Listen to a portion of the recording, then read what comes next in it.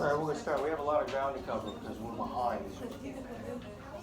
But this is exactly where we left off, rib cage. So I'll just go to the next slide. And this shows you a rib joint.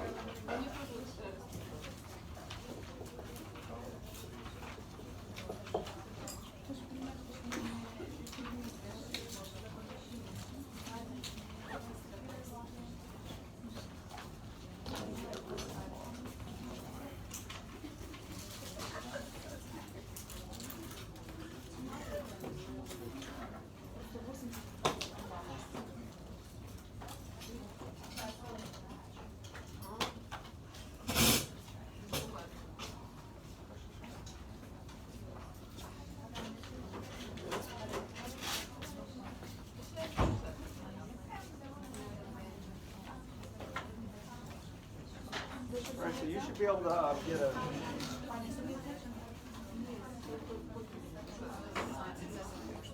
You should be able to get a rib and a thoracic vertebra and be able to make that articulation like on the picture there, how it fits. Okay? Because ribs attach in the back, but then they curve forward. And so the articulation shown here, there are costal facets on the thoracic vertebra.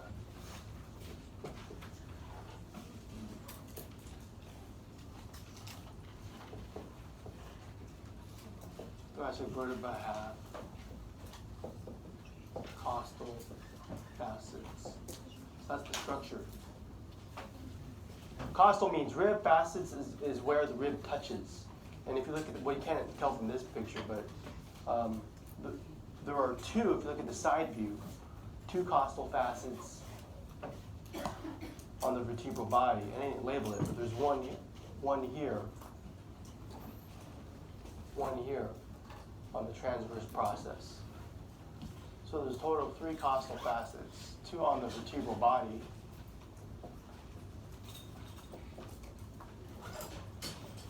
one on the transverse process.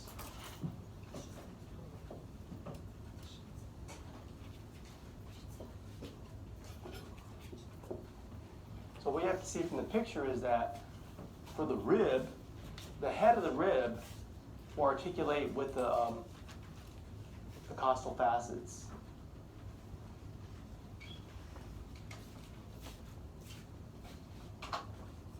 Let me use different colors. So the head of rib will articulate with the vertebral body, those two.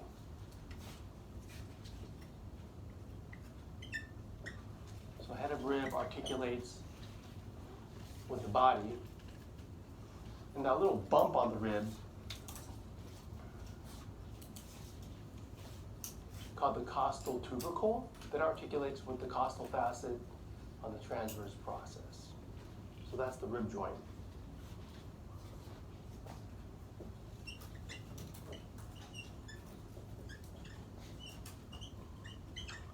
Costal tubercle articulates with the transverse process.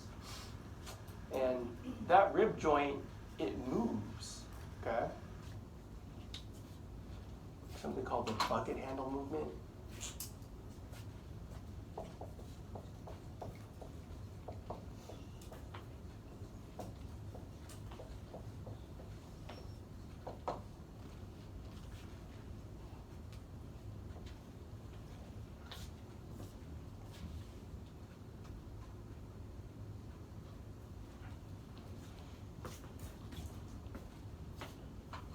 From this picture, I want you to see that a typical rib, how it articulates right there, the costal tubercle, the head of the rib. Notice that the rib touches the vertebra and the vertebra above it. So for example, if this were the 6th rib, that would be the 6th T6, and that would be T5 above it. Okay, so the head kind of touches 2 vertebrae there. That's why there are 2 costal facets. The other thing, this thing shows you that the shaft of the rib, if you cut it, there's a little groove there if you look at it in cross-section. So for the anatomy of a rib, you need to know some things. For the rib, know the head of the rib, know the neck of the rib, know the costal tubercle, which we already mentioned, know the angle of the rib.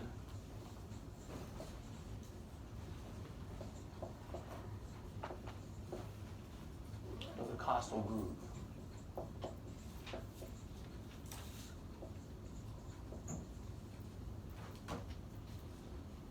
So from kind of proximal to distal,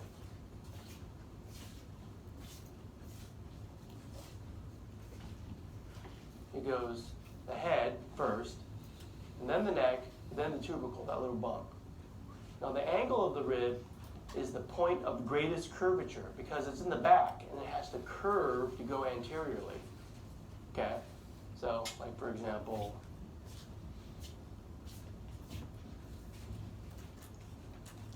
in this rib, I want just like it goes head, neck, tubercle, all right there. Then I would kind of point to right around there. That's where it curves and goes forward. Okay, so right around there. That's the angle of the rib, right there. Now the costal groove, that's important because I look at this and I can tell the top from the bottom. The inferior portion of a rib is kind of sharp and I can see a groove there. That's the costal groove. That's how you're going to tell the top from the bottom. The groove is inferior. It's sharp. Well, compared to the top of a rib, it's more dull. The bottom of a rib, you can't tell from the picture, but it's more sharp. And that groove, the intercostal nerve, artery, and vein, they run in the groove. Intercostal. I'll just go NAV, my abbreviation for nerve, artery, and vein. They run in the groove, just below rib. Run in this groove.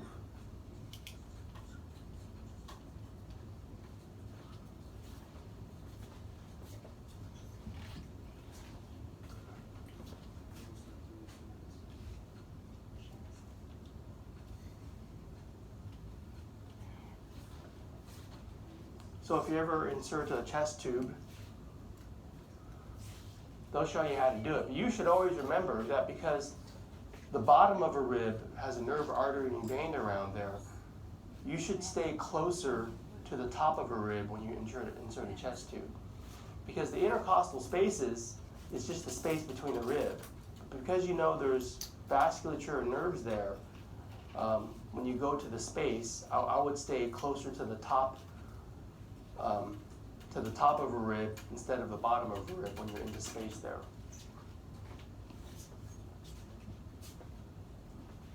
If you stick it right at the bottom border, you're probably going to puncture one of those structures. Even if the person training you doesn't tell you that, you should know it. Okay, so look for the costal groove on the rib. Yeah, it's pretty obvious on a typical rib what that is. I'm going to move on. So here's that bucket handle movement. Forget pump handle. Actually, don't forget pump handle. Pump handle is the sternum and the sternal angle.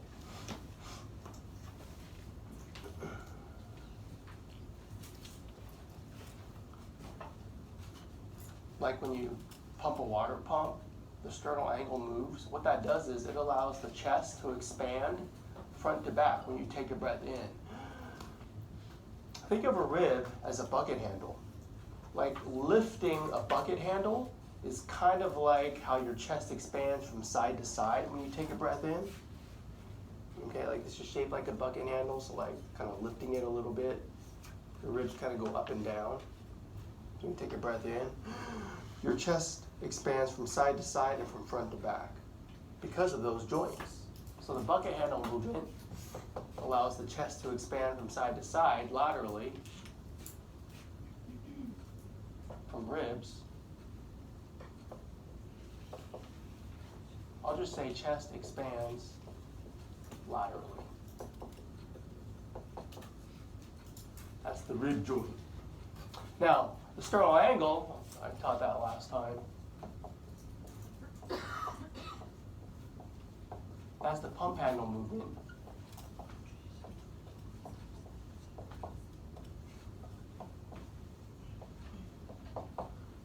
allows the chest to expand from anterior to posteriorly, from front to back. Chest expands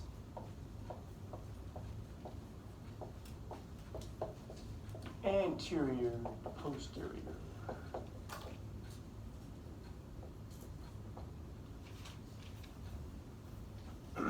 Let's move on. I'm going to move away from the thoracic region down to the lumbar region.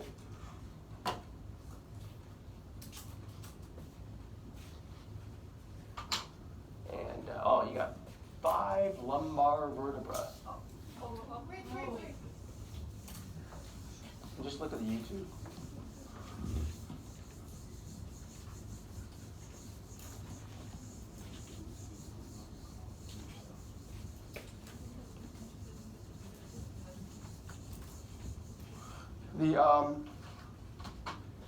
The lumbar vertebra, I'll go line here.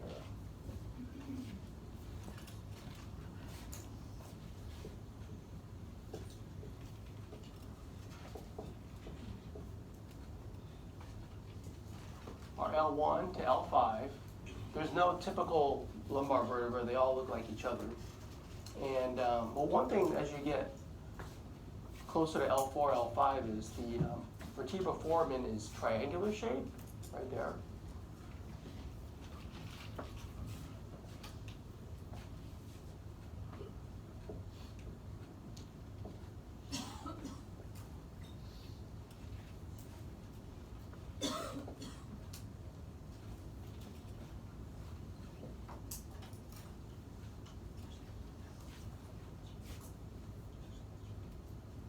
And well, students usually don't have problems telling the lumbar vertebra, so I won't give any clues. I mean, how are you gonna tell lumbar from the other ones?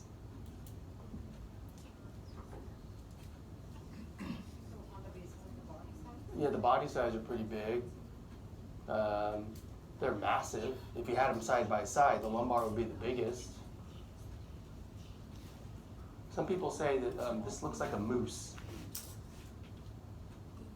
The thoracic vertebra looks like a giraffe, and that looks like a moose, but I've never quite seen that. You should be able to tell the lumbar from thoracic from cervical. And yeah, there's a nice picture. I give you nice pictures to study. I want to move to the sacrum. I'm kind of rushing because I'm way behind.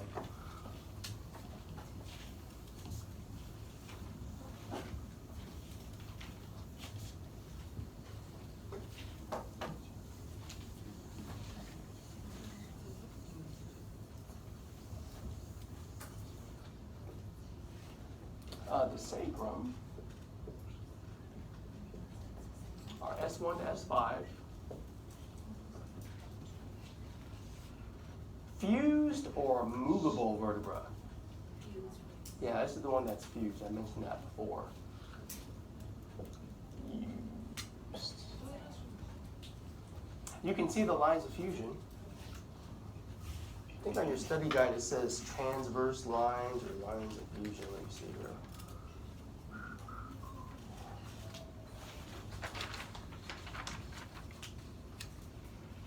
Transverse lines. Well, anyways, I see them right here. Like, there's a nice one where the vertebra fuse together at around age 17 to 25. That's kind of when they fuse.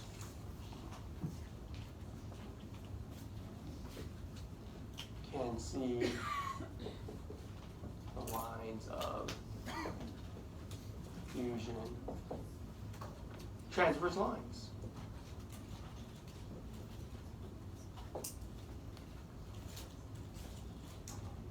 There's a landmark at the top of S1.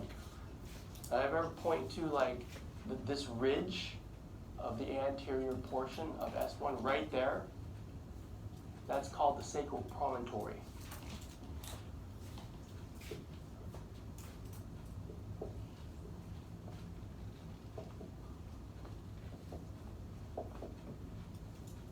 Anterior edge of S1 of sacrum. This is a landmark. It can be palpated by the obstetrician.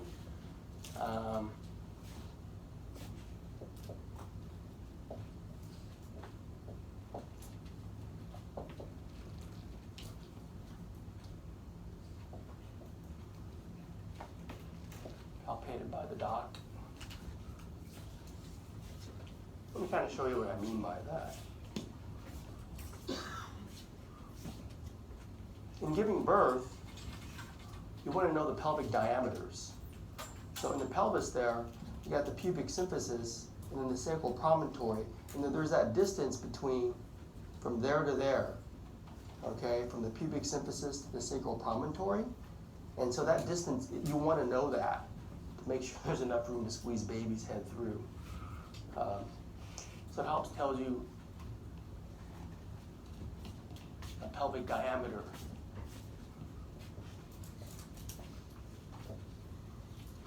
Landmark.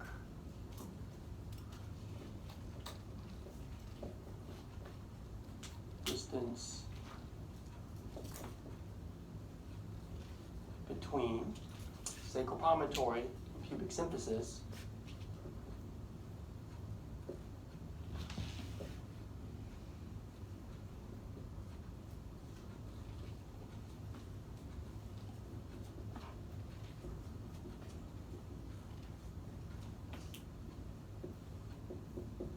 is the pelvic diameter from, anterior to posterior.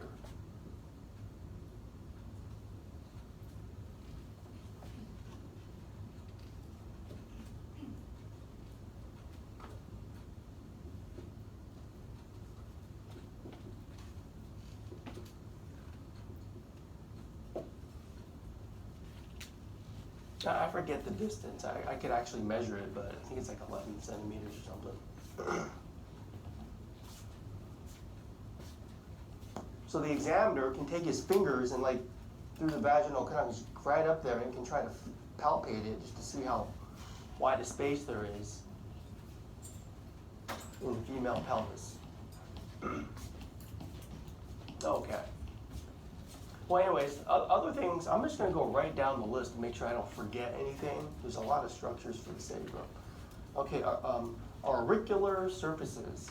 If you look at the lateral view, right there, does that look like an ear to you? Shaped like the ear a little bit? Auricular means ear. And this surface, it articulates with the iliac bone of the sacrum. And you can see on the skeleton right here, it forms that nice sacroiliac joint on either side. So this is how your pelvis articulates with the vertebral column. Auricular surface.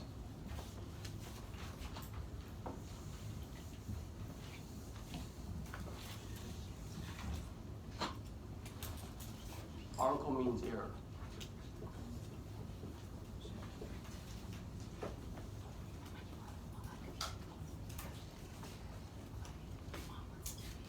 I'll just say it forms sacroiliac joint.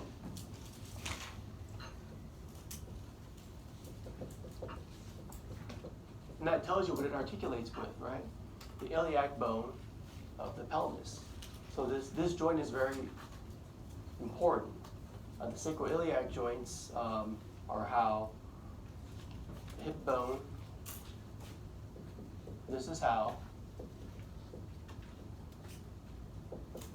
the pelvis articulates with vertebral column.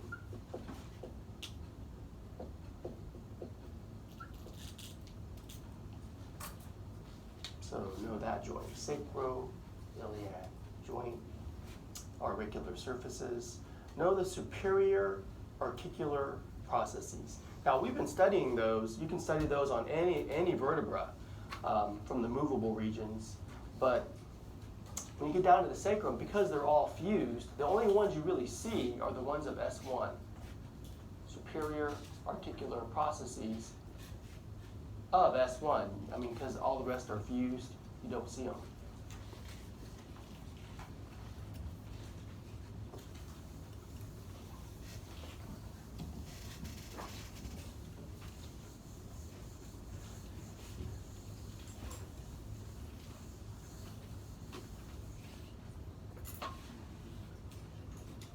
All right.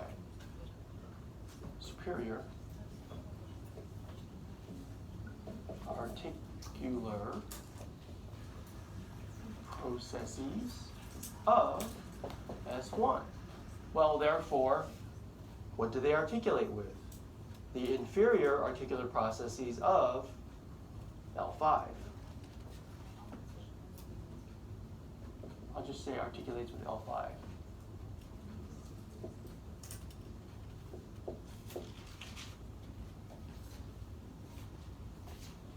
Moving on, I did sacral promontory, sacral foramina. You have them in the front and in the back. So if you see them in the back, you can call them posterior sacral foramina, or if you see them in the front, anterior sacral foramina. But I just call them sacral foramina. That's all. You don't need to say anterior, posterior. So sacral foramina.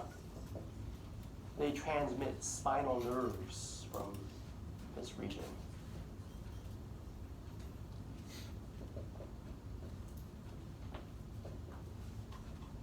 The spinal nerves go through them. Here they just look like holes. You don't see the nerves going through them. Okay. The ala of the sacrum.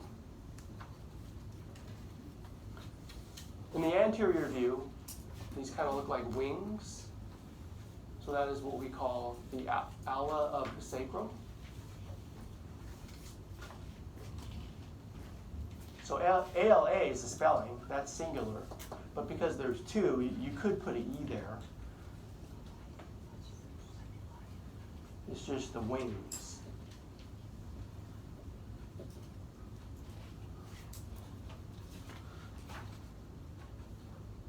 Median sacral crest and lateral sacral crests. If you look at the posterior view, the median sacral crest is right there, those bumps. All kind of fused together. Those are the fusion of the spinous processes. Median sacral crest.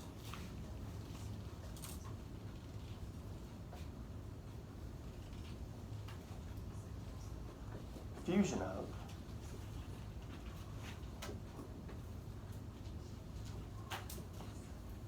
spinous processes, which means the lateral sacral crests are the fusion of the transverse processes on either side. Kind of this ridge here, or this ridge there. So median and lateral sacral crests.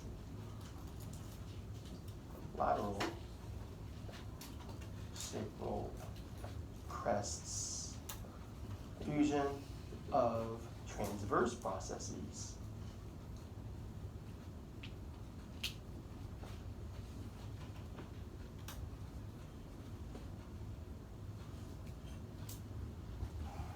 Let's see, what else do I have? Sacral canal and hiatus.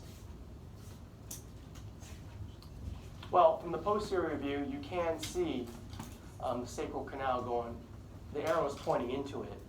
This little space at the end of it, that's the hiatus. So canal entrance right there, hiatus right there, that little space.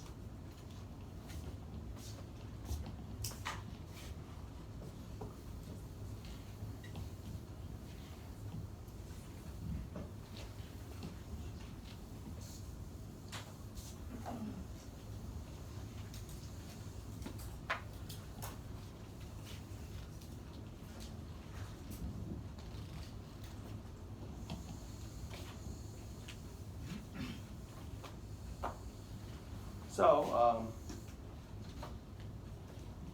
sacral canal.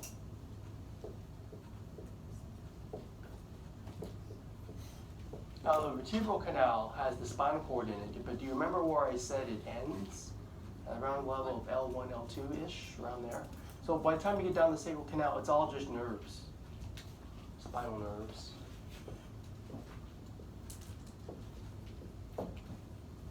And the hiatus, I really have nothing unique to say about it. It's just that space at the end. Okay.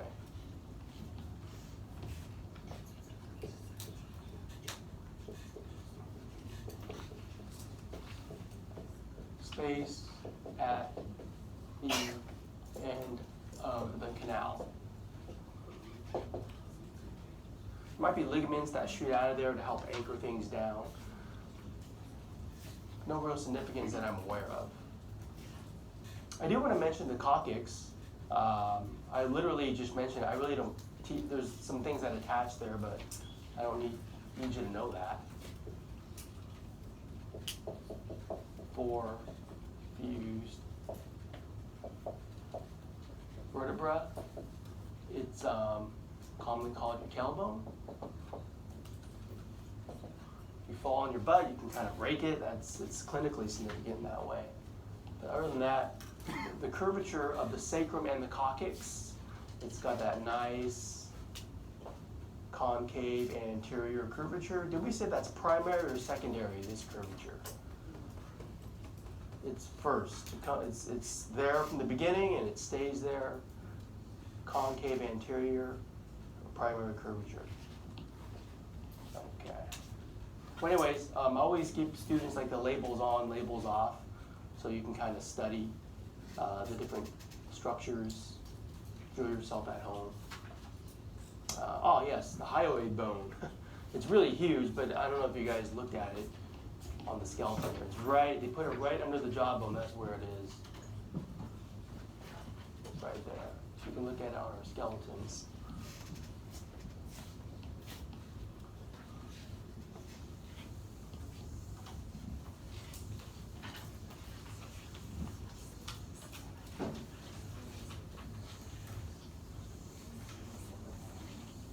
This is the one bone that does not articulate with any other bone. It's an important part of the larynx. It's superior to larynx.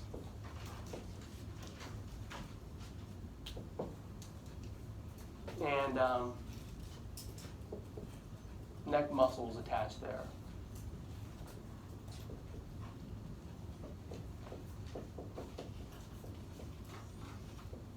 To this bone. It's important in swallowing.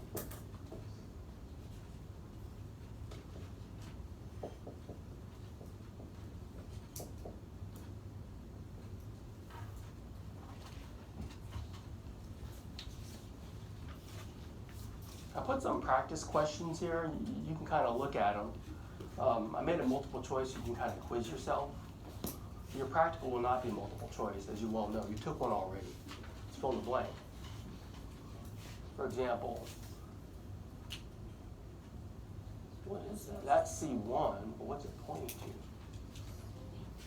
D. C. Identify A. That is that. It's hard to tell from this angle, but that's a thoracic vertebra. So I'll just kind of fly through them and you can quiz yourself later if you want to watch the YouTube video. Oh, is that the same question? Okay, identify. Oh, that's C2. That's dens. A, I always like to ask this on the lab practical. Which one is A? You should know that. C1 is A. What is B? C2. And C is a typical cervical vertebra.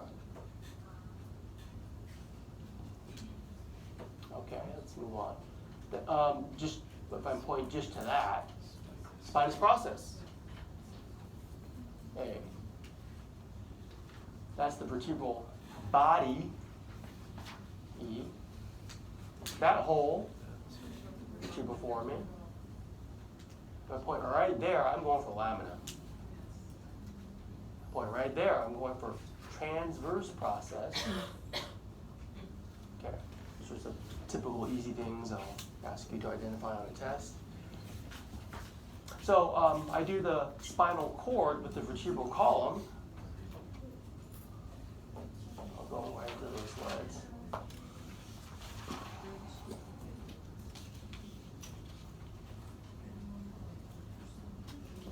Start with some developmental anatomy here. I show you a side-by-side of the vertebral column with the spinal cord inside at 12 weeks gestation as opposed to adult.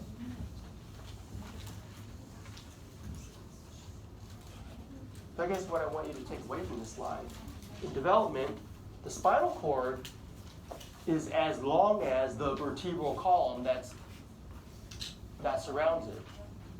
However, the bony vertebral column outgrows the length of the cord. So as you can see here in adult, it ends right around there, around L1, L2. Okay. In development.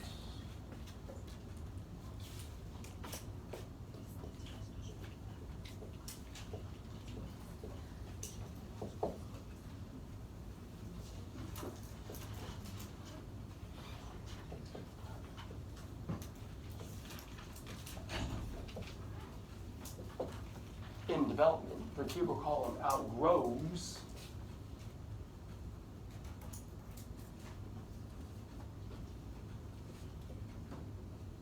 spinal cord.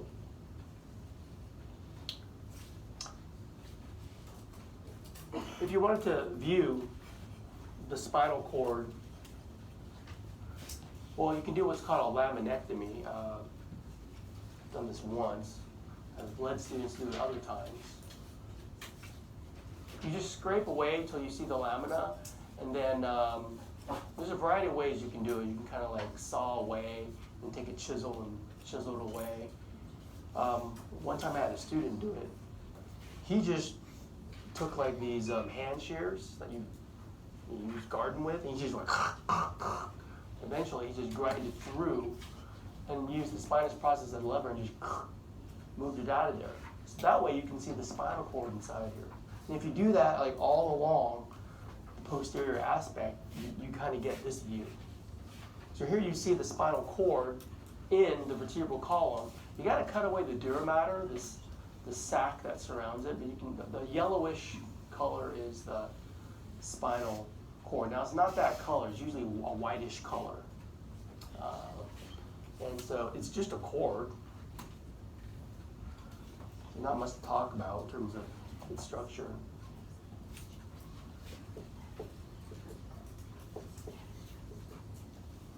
It is a cord. Think of it as a segmented 18-inch cord.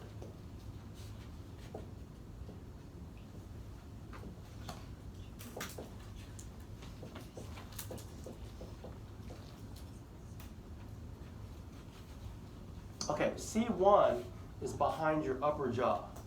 C2 is behind your lower jaw. Okay, so C1, that's kind of like where it begins, up here. And where's L2? Where's your lower back? Right around there. So it runs from about there to there. Okay, about 18 inches. From C1, I'll say it runs from C1, cord, runs from C1 to around L2. You should know that C1 is behind upper jaw. Maybe I'll show that to you one day. We can kind of look at the skeleton and see that. Your upper jaw is your upper teeth, right? And C1's right there. You can kind of look at the skeleton later. It's really close. Okay. But anyways, that kind of approximates the spinal cord because you can see C1 right there, correct? The spinal cord going right through it. The medulla oblongata is part of your brain stem. I haven't taught the brain yet. Okay, so what we learned from this picture, you can remove the posterior aspect of the spinal cord, you can cut the dural sac, and you can see the spinal cord right in it. And you can even see the spinal nerves coming out of it. That's why it has you write this word down. Segmented, because at each segment you issue one pair of spinal nerves. So that's why it's a good organization. I zoomed in at the top part so you can see some detail. And I guess there's some things you should note about the spinal cord. It's kind of a little bit a thicker cord up here, a little bit thicker. They call that the cervical enlargement. So I guess know that as a surface feature. Cervical Enlargement. Well, that's because it's a little bit larger here because you have the cell bodies that control the upper limb from this region, and so it makes it a little bit large. Controls.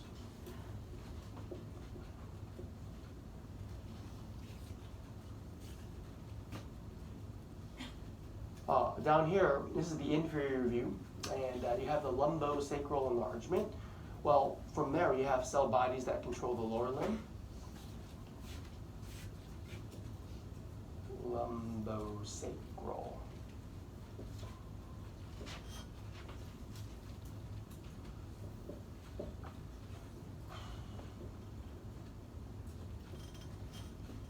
Controls lower limb. So basically your arms and your legs. Now it's hard to view on the slide. There is the Conus Medullaris.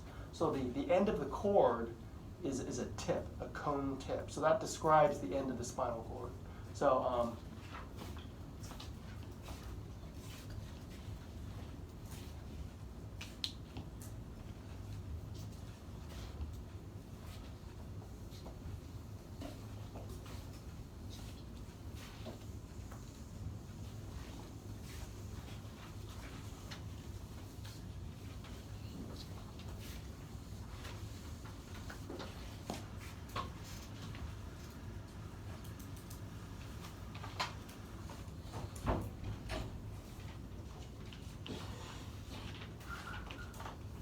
So here's the spinal cord. Let's say this is the end of it.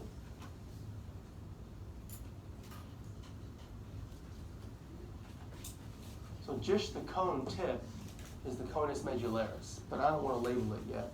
It's covered with, you cut the sacral, you cut the dural sac open, the cut dural sac, but there's still the pia mater that's kind of on top of it. The pia mater is a connective tissue covering.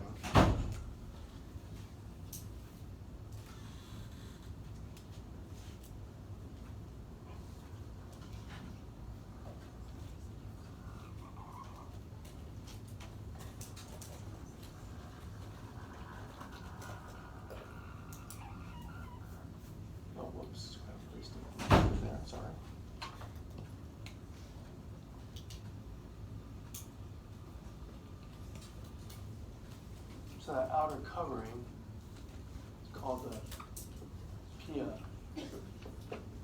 mater. It's a connective tissue covering, and that word mater means mother.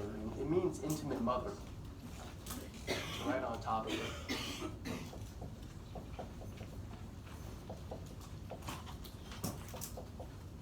Anyways, that extends down the pia mater past the end of the spinal cord, and it's something we call the filum terminale. It's not labeled here. Dang it.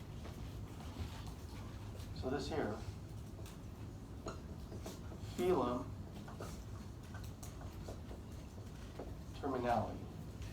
Let me write that in black. I don't think the green's going to show very well.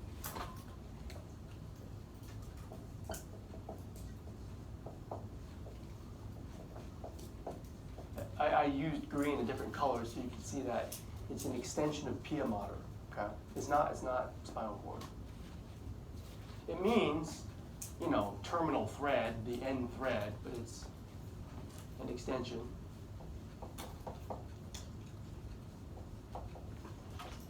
Of pia mater. And what we call the conus medullaris is just a little cone tip of this actual spinal cord. Conus medullaris, cone tip, and spinal cord.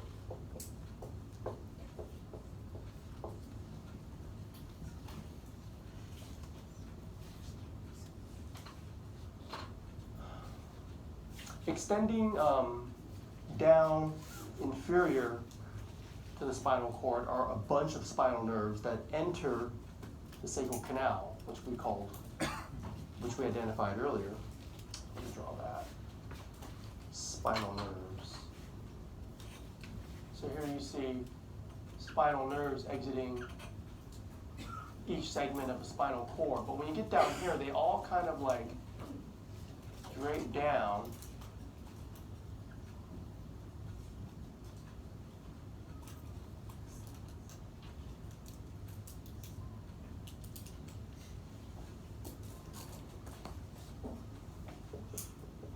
Spinal nerves. Down here, they all drape down. They enter the sacrum. Anyways, someone thought it looked like a horse's tail, so they named it the cauda equina.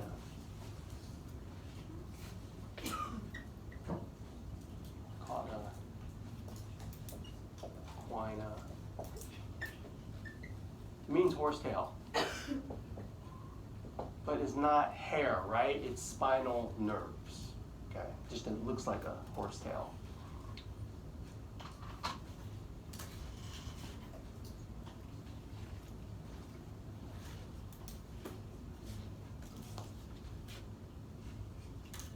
All right. Well, anyways, that's some of the anatomy of the spinal cord, and here's a picture of a few segments. So if I see 3 pairs of spinal nerves, how many segments of the spinal cord are shown? 3. Okay. And I guess what they're trying to show you are all of the meninges that cover the spinal cord. Well, I showed you one, the pia mater, but let me name the other 2. Let's see here. I'm going to erase this.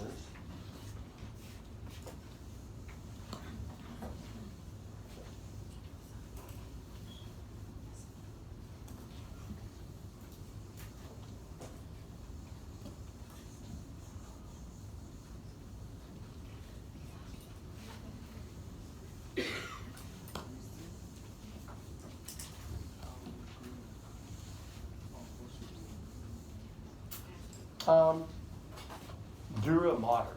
I'm going from out to in, the meninges.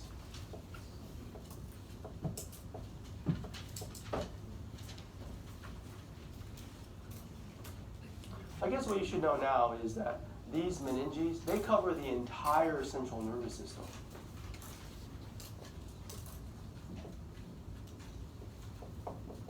Entire CNS, which is basically the brain, which I always kind of draw as a boxer's glove, right?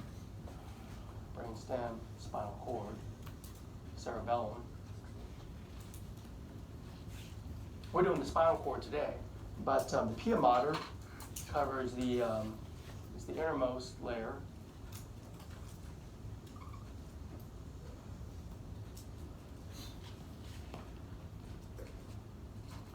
That's the innermost meningeal layer. Meninge means membrane.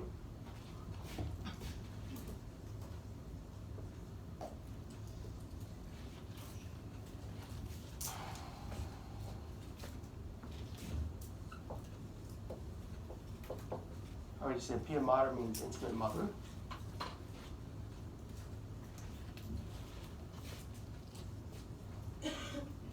We have the spiny arachnoid mater.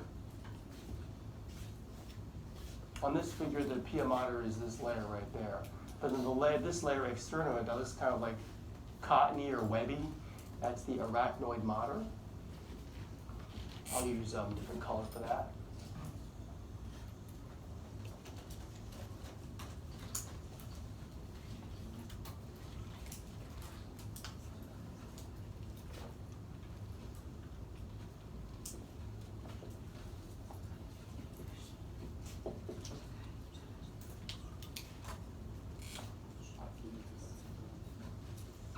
The toughest outermost layer is the dura mater.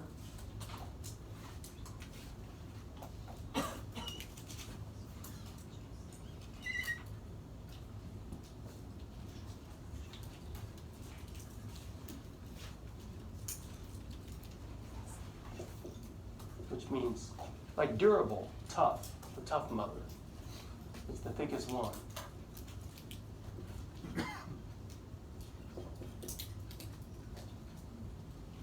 Anyways, I colored that in blue. Now there's spaces in between these layers, and I guess the one you should note is the layer between, well, we call it the Subarachnoid Mater. So it's this little space deep to the pink layer. Subarachnoid space, know that one.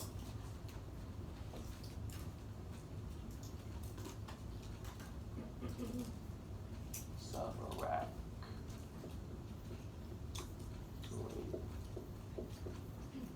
space. That's the space where the cerebral spinal fluid, it circulates in that space. CSF circulates here, cerebral spinal fluid. And that's really the filtration of blood, and it nourishes and protects the entire central nervous system. Okay, so those are the meninges of the entire central nervous system, including spinal cord, is shown here.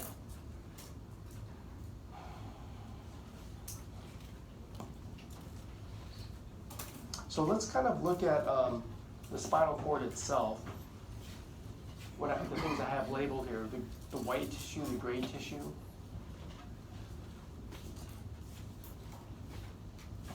I have labeled the dorsal median sulcus, the anterior median fissure, and then the central canal.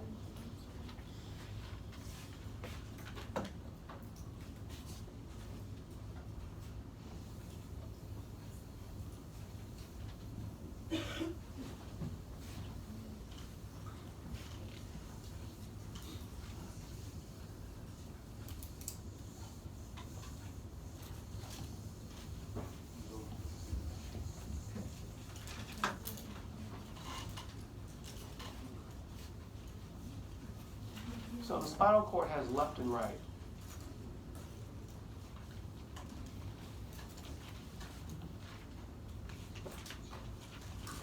Left and right. This is posterior, this is anterior. So if I draw on the gray matter,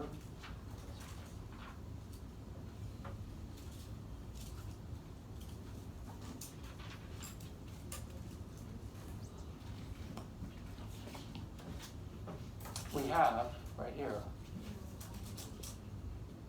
dorsal means posterior, dorsal median sulcus, right down the middle, okay, right there. But this groove, sulcus means groove, but fissure is a deeper groove, and so that you have the anterior median fissure in the front, or ventral median fissure.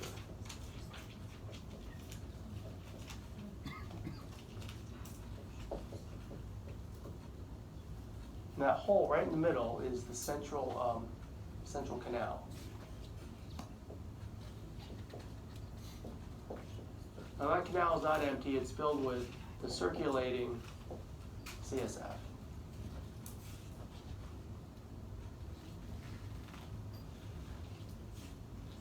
Oh, I already taught the meninges, but I have another figure showing it to you. So the spinal meninges, the dura mater, the arachnoid mater, and the pia mater,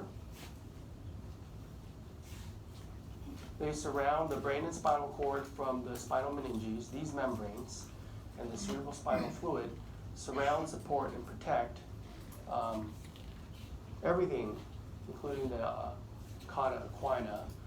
In this picture here,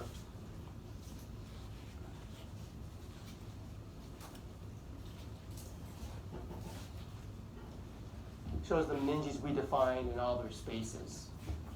So I'll just kind of go from top to bottom. They're labeled for you.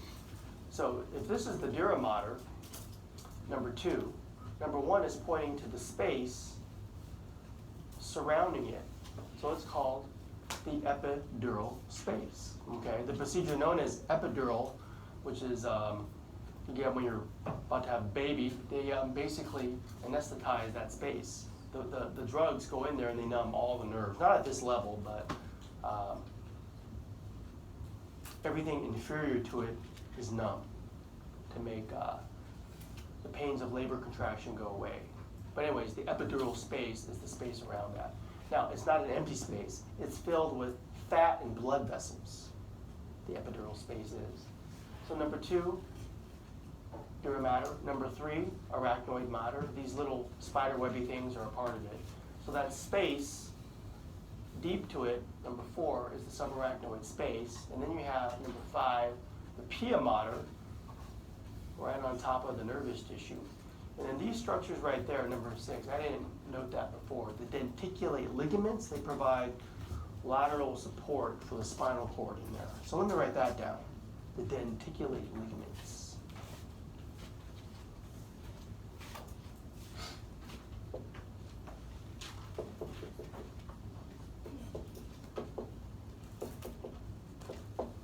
Provide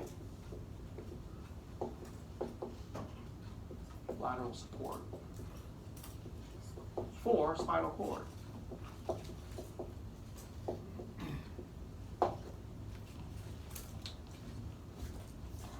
This picture, L2, there's no, let me ask you this, true, false. You can view the spinal cord here, true, false. False, that ain't the spinal cord. Does that look like a cord? Looks like a bunch of cut nerves. So those are the spinal nerves, and we're inferior to there. So basically, of all the things we wrote down today, what is that a cross-section through? It's the thing that meant horsetail. The cauda equina.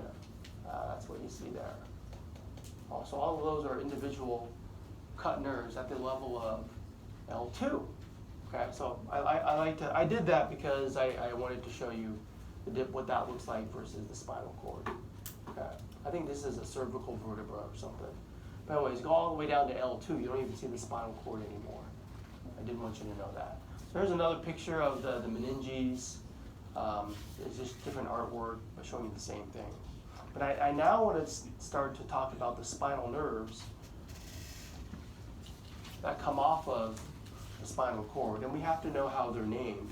And they're named in the same way you name the vertebra. So to avoid confusion, whenever you use the terminology, don't just say C1.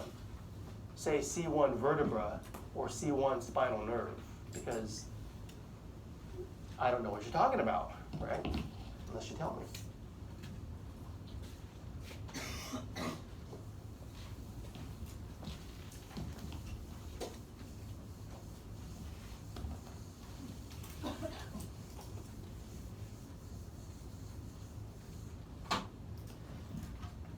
The spinal cord is divided into 4 major regions: cervical, thoracic, lumbar, sacral.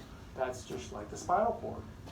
Spinal cord segments are numbered by their exit points of their associated spinal nerves. Okay, so associate that at each segment, you issue a pair of spinal nerves. You have 31 pairs. Okay. And it's the same regions: cervical, thoracic, lumbar, sacrum, coccyx. Okay. This person bending down, they're trying to show you the idea of what a dermatome is. Let me write that down. Dermatome map.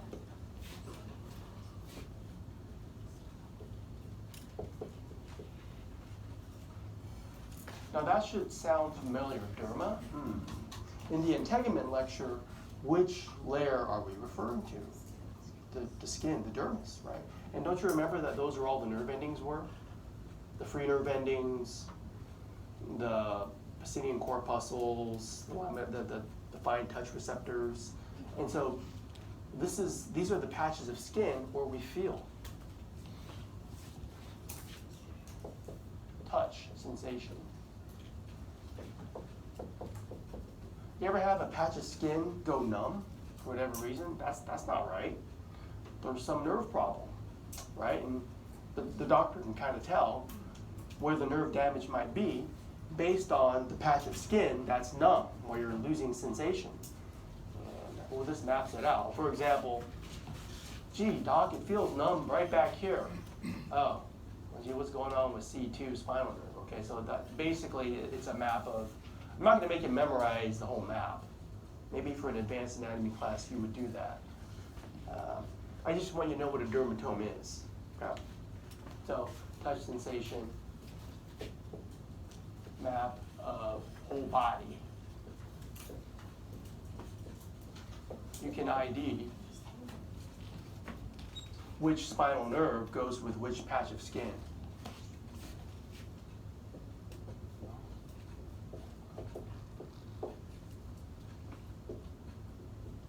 So you can ID which spinal nerve corresponds to a patch of skin. It's all been mapped out. On the right, they kind of show you what goes wrong if you have any kind of trauma or lesion to the spinal cord. The higher up you go, the more function you lose, right? Because if you lose function up here, everything inferior to it loses contact with the brain, your major part of the central nervous system. So the further down you go, the more function you retain, because more spinal nerves are in communication with the brain up top.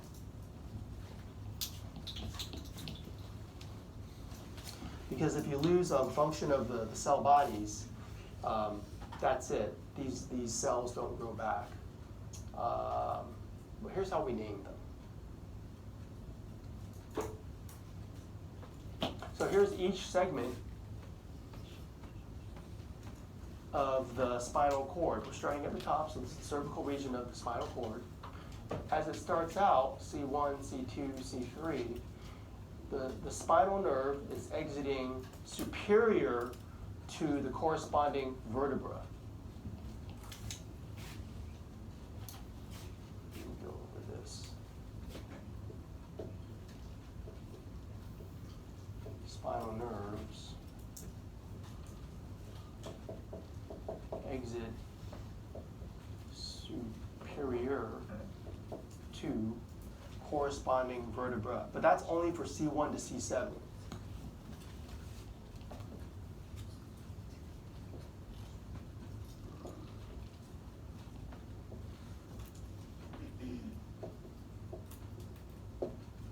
So for example, C1 spinal nerve exits superior to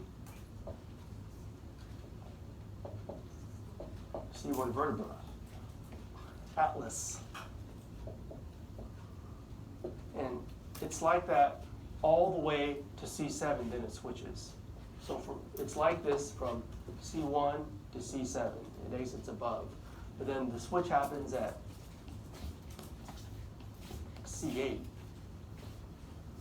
Here's C7 vertebra. Okay. C7 spinal nerve exits above it.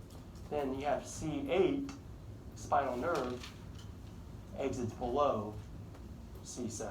That's where the switch happens. C8 spinal nerve exits inferior to C7 vertebra.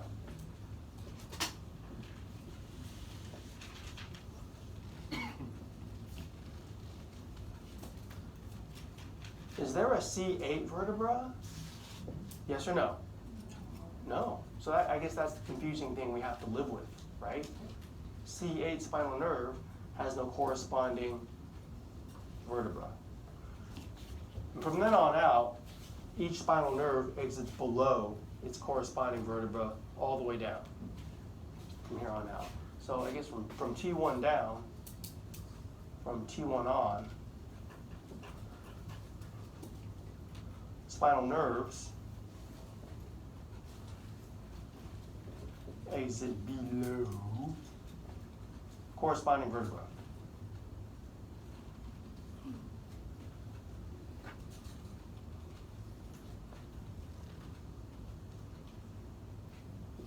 So T1 spinal nerve exits below T1 vertebra all the way down. In total, we have 31 pairs of spinal nerves. Get all the way down to the sacrum. Here are the spinal nerves exiting the sacral foramina, like we said before. Okay, and these will form different nerves. We'll learn the nerves later. But know that because you have segments of spinal cords, that the muscles that they innervate, they could be innervated by a segment or more than one segment. For example, this one here.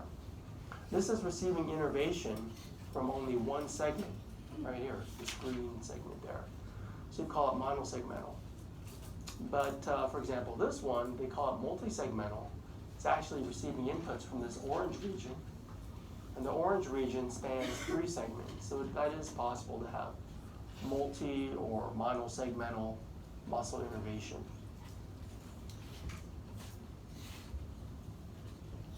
Okay.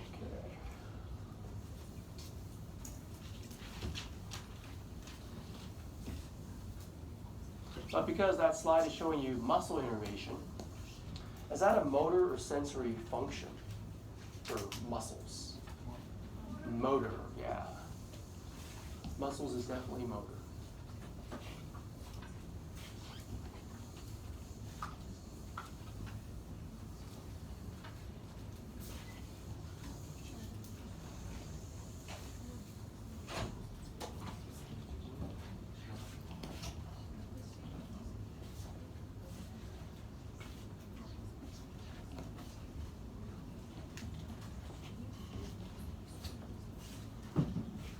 All right, for this, I do want you to know all the different names of the spinal nerves. Well, the nerve roots and spinal nerves and their branches. So here's how it goes. If I draw just one segment, like I've been drawing, of spinal cord segment, and I'll draw the gray matter, butterfly shaped thing.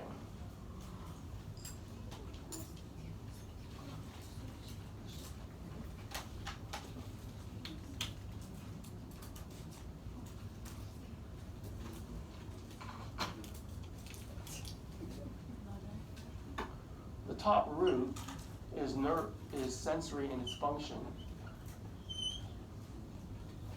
So I'll use blue. That is the posterior root or the posterior root or the dorsal root. You can call it either.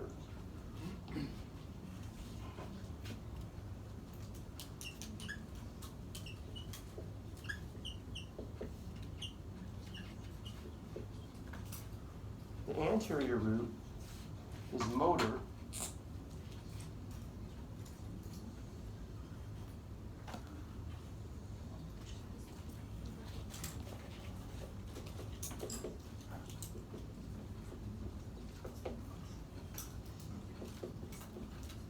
And they merge to form the spinal nerve, which is a mixed root.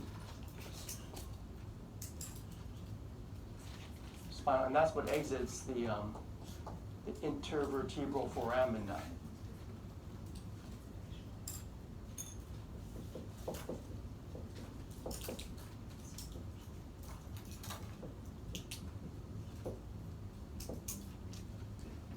I noticed many students confused at lab last time, intervertebral, actually it's not foramen, it's foramen, sorry, foramen. I noticed a lot of students confuse intervertebral foramen with vertebral foramen, which is different.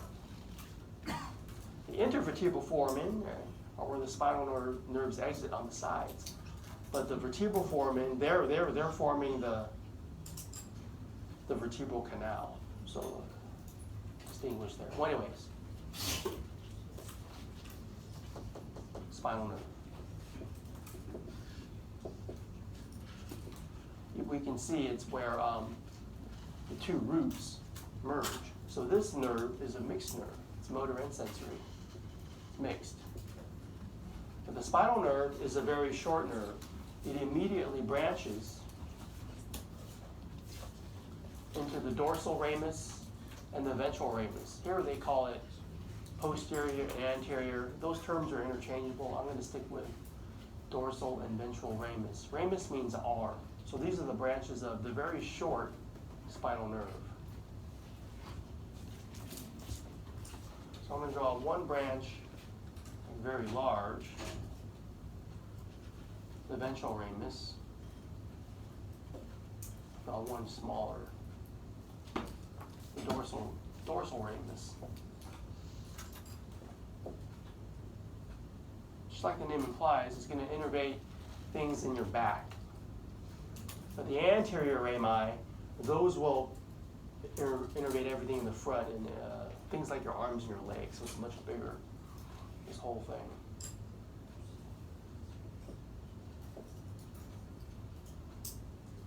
There are other things shown here. The gray and white communicons, those are part of the autonomics, and I'll teach those structures later, so just don't worry about those for now. I think this is all I'll do for now.